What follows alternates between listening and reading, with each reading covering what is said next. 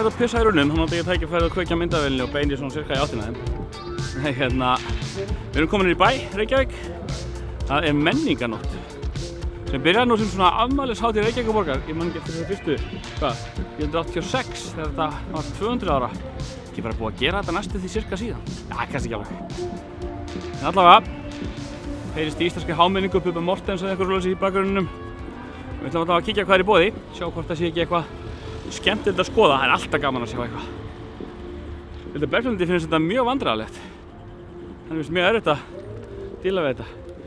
Kristján er orðinn mjög sleipur í þessu. Mjög skólaður. Já, ég þarf að fá tips á Kristjáni. Já, ég held það, hreinlega.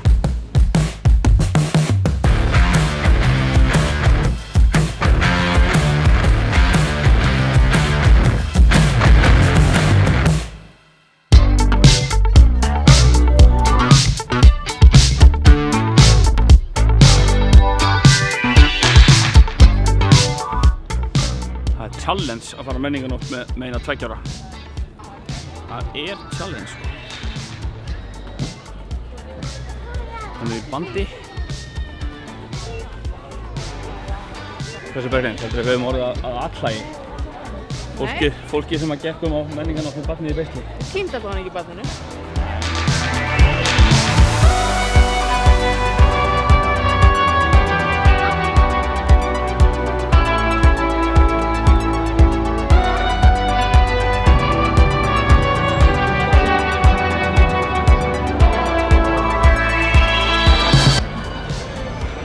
Svaka fjölmenni hérna, enda svo sem veðrið eftir því.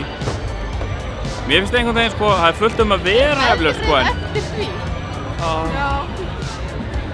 Veðrið er alls það sem er svona mikið af fólki.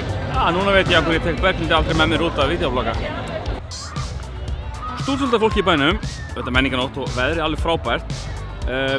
Fullt við að vera, en samt einhvern veginn finnst mér eins og oftast hafi verið meira á svona litlum viðburðum og öllum götuhornum. Núna virðist þetta vera svona hávaði á stórum torgum hingað og þangað og kannski auðvitað verslanir og svona staðir með eitthvað að gerast.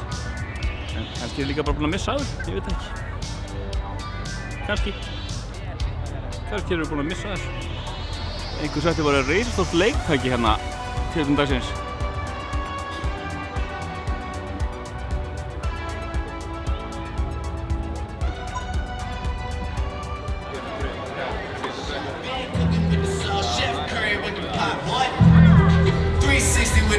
Boy, hey, who the fucking niggas is, boy?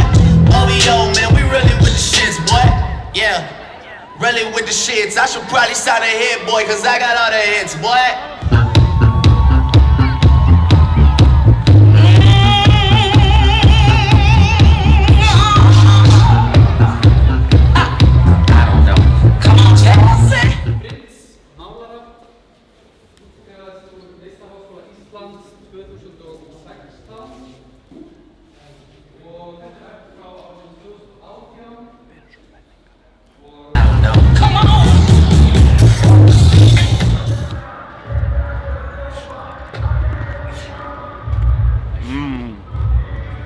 Súkkulaði.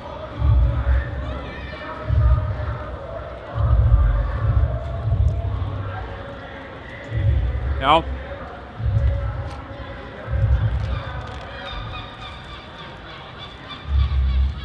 Eins og ég sagði áðan. Það er svona, kíktum með þessu listasafnið, listasafn Reykjavíkur. Það var auðvitað ýmislegt í gangi. En þetta er bara eiginlega svona þannig. Það er virðist vera einhver svona kjarnar þar sem eru svona stórir viðburðir. Það er miklu að minna á svona einhverjum smá viðburðum. En einhvers er búið mjög gaman.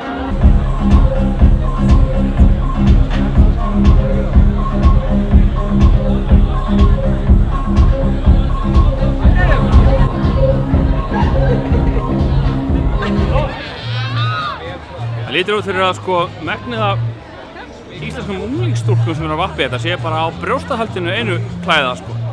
Og svona veltaði fyrir okkur hvað hefur klikkað í uppeldinu á Íslandi. Er bara sjálfstraustið orðið það mikið hjá ungmennum nú til dags að þau kunni ekki að skafla sín.